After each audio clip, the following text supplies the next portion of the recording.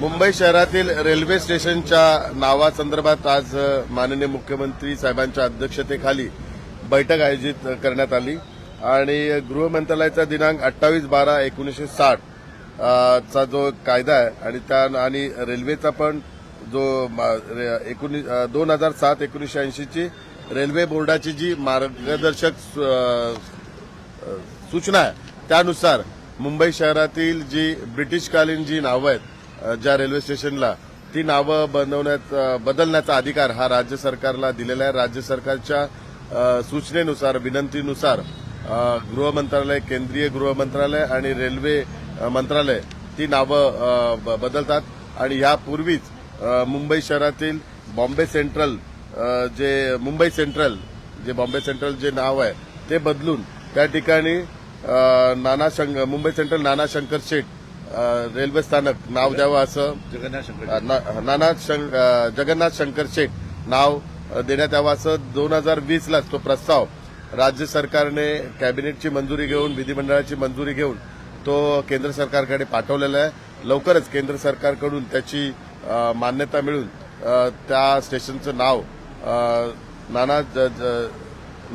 जगन्नाथ शंकर शेठ असं ते देण्यात येईल। आज आम्ही बैठकीमध्ये बाकी 7 दुसऱ्या रेल्वे स्टेशनचा प्रस्ताव मंजूर करण्यात आलेला आहे। त्यातलं पहिलं स्टेशन आहे करी रोड स्टेशन आहे, त्याचं नाव बदलून लालबाग लालबाग स्टेशन असं देण्यात यावं असं प्रस्ताव मंजूर करण्यात आलेला आहे। सँडर्स रोड त्याचं डोंगरी रेल्वे स्टेशन असं नाव जे प्रस्ताव गेले कित्येक दिवस त्याची मागणी होती तेही आज प्रस्तावात मंजूर करण्यात आलेलं आहे। मरीन लाईन्सचं मुंबादेवी करावं असं प्रस्तावात आज मंजूर करण्यात आलेलं आहे। चर्नी रोडचं गिरगाव स्टेशन करावं ही पण मागणी होती, ती पण आज या प्रस्तावात मंजूर करण्यात आलेली आहे। आणि कॉटन ग्रीनचं काळा चौकी आणि डॉकयार्ड स्टेशनचं माझगाव रेल्वे स्टेशन आणि किंग सर्कल याचं तीर्थकार पार्श्वनाथ स्टेशन रेल्वे स्टेशन असं ते करण्यात यावं असे प्रस्ताव आज मंजूर करण्यात आलेले आहे। उद्या कॅबिनेटमध्ये हे प्रस्ताव मंजूर होतील आणि त्यानंतर केंद्र सरकारचं गृह खातं आणि रेल्वे मंत्रालयाकडे ते मंजुरीकरता देण्यात येईल। आणि हे प्रस्ताव गेले 4-5 वर्ष प्रलंबित होते। दुर्दैवाने महाविकास आघाडीच्या वेळी पण त्यावेळच्या परिवहन मंत्र्यांच्याकडे हा प्रस्ताव प्रलंबित होता, पण त्यांनी तो प्रस्ताव कॅबिनेट पुढे आणला नाही। परंतु आज माननीय मुख्यमंत्र्यांनी याला आता मान्यता दिलेली आहे आणि उद्या कॅबिनेट आहे आणि कॅबिनेटमध्ये हा प्रस्ताव मंजुरीकरता ठेवण्यात येईल। राहुलजी, एक प्रश्न असा होता की मुंबई सेंट्रलचं जे नामकरण आहे आज जवळपास 12 मार्च बरोबर 2024 आहे, 4 वर्ष झाली बरोबर। 12 मार्च 2020 ला विधिमंडळात मान्यता देण्यात आली होती, तर 4 वर्ष लागली अजून मुंबई सेंट्रलचं होत नाहीये। अजून तुम्ही ही 7 रेल्वे स्थानकं सांगितली, खरंच अपेक्षित आहे का हे सगळं? नाही, हे लवकरात माननीय मुख्यमंत्री साहेब स्वतः केंद्रीय गृहमंत्री अमित शहाजींशी या विषयासंदर्भात बोलून लवकरच ह्या सर्व स्टेशनची नावं यापूर्वी जे नाना जगन्नाथ शंकर शेठ यांचं जे नाव देण्यात आलेलं आहे त्याची तर लवकरच यापूर्वीच पूर्तता राज्य सरकारने केलेली आहे, पण इतर स्टेशनची पण पूर्तता पूर्ण करून लवकरच या स्टेशनचं नाव लोकांची जी भावना आहे आणि कित्येक संस्थांचा जे प्रस्ताव होता त्या संस्थेचा आणि भावनाचा आदर ठेवून या सर्व स्टेशनचं नाव लोकांनी जे सुचवलं त्यानुसार ते होतं। दादर रेल्वे स्टेशनचं पण नाव बदली करण्यात यावं आणि डॉक्टर बाबासाहेब आंबेडकर देण्यात यावं अशी वारंवार मागणी अनेक आंबेडकरी संघटनांकडून केली जाते। नाही, ज्याचा उल्लेख मी केला की केंद्र सरकारचं जे गृह खातं आणि रेल्वे बोर्डाचे जे नियम आहेत त्या नियमामध्ये केवळ जे ब्रिटिशकालीन जी नावं आहेत तीच बदलण्याचा अधिकार हा राज्य सरकार आणि केंद्र सरकारला आहे। त्यामुळे ज्या मागण्या आलेल्या आहेत त्या मागण्या आपण केंद्र सरकारकडे पाठवत आहे, पण हा जो निर्णय जो घेत आहेत केवळ ब्रिटिशकालीन जी नावं आहेत जो कायद्याने जो अधिकार आहे त्या अधिकारानुसारच हे घेत आहेत।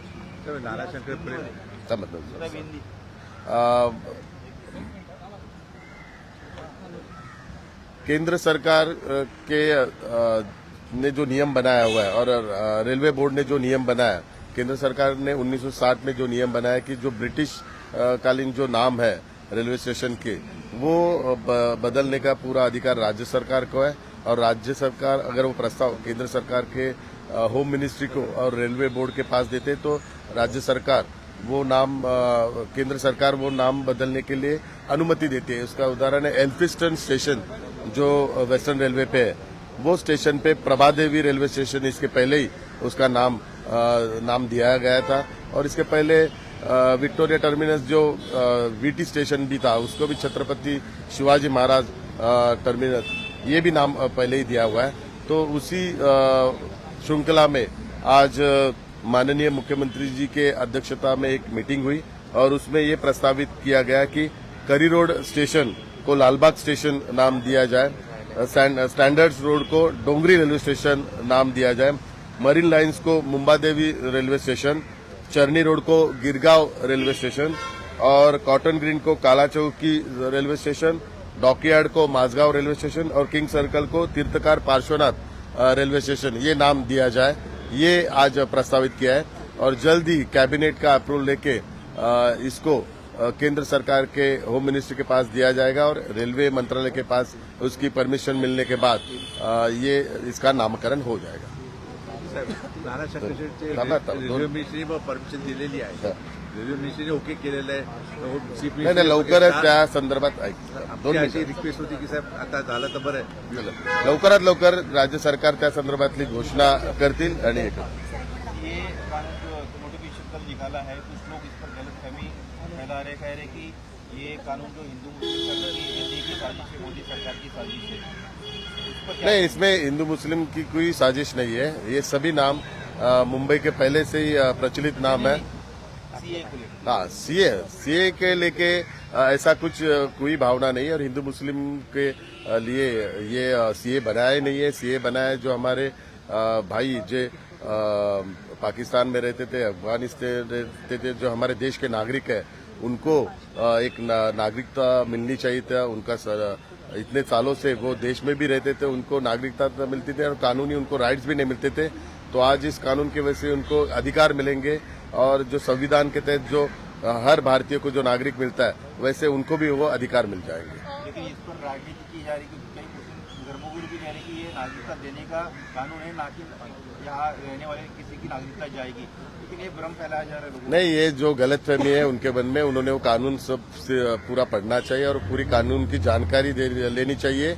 ये भारत में रहने वाले मुस्लिम भाइयों के लिए नहीं है, ये केवल हमारे जो भाई पाकिस्तान और अफगानिस्तान जो दूसरे कंट्री में रहते हैं और उनके लिए ये कानून बनाया गया है। उनको एक संवैधानिक अधिकार मिलना चाहिए, इसके लिए बनाया गया है और ये बहुत ही महत्वपूर्ण कानून है। और इसकी वजह से बहुत सालों से सभी जो हमारे देश के नागरिक थे लेकिन इस कानून के वजह से अपने अधिकारों से वंचित थे, उनको पूरा अधिकार मिल जाएगा। धन्यवाद। लोकसभा चुनाव को सामने रखते हुए सीए लागू किया, ऐसा भी कई मुस्लिम संगठन का दावा है। उन्होंने ये कहा है कि इतने साल ये चर्चा में विषय रहा, लेकिन जैसे ही चुनाव नजदीक आए कानून लागू कर दिया। नहीं, ये कानून तो इसके पहले लोकसभा और राज्यसभा में उसकी मंजूरी मिली थी और इसके पहले विभिन्न संस्थाओं और सभी लोगों के साथ चर्चा हुई थी, लेकिन कोई संगठनों ने विशेष धर्म में इसकी पूरी गलत जानकारी देने की वजह से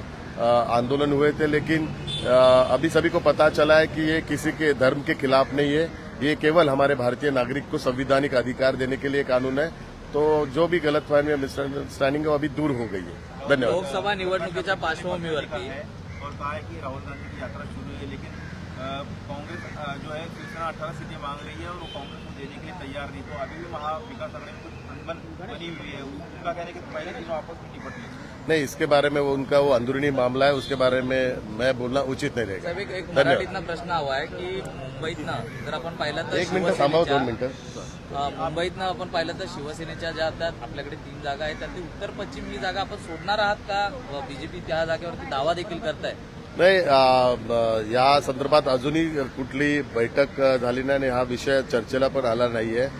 माननीय मुख्यमंत्री एकनाथ शिंदे साहेब, भारतीय जनता पार्टीचे वरिष्ठ पदाधिकारी, सर्व वरिष्ठ नेते आणि राष्ट्रवादीचे नेते अध्यक्ष आदरणीय अजितदादा पवार हे सर्व या संदर्भातला निर्णय घेतील।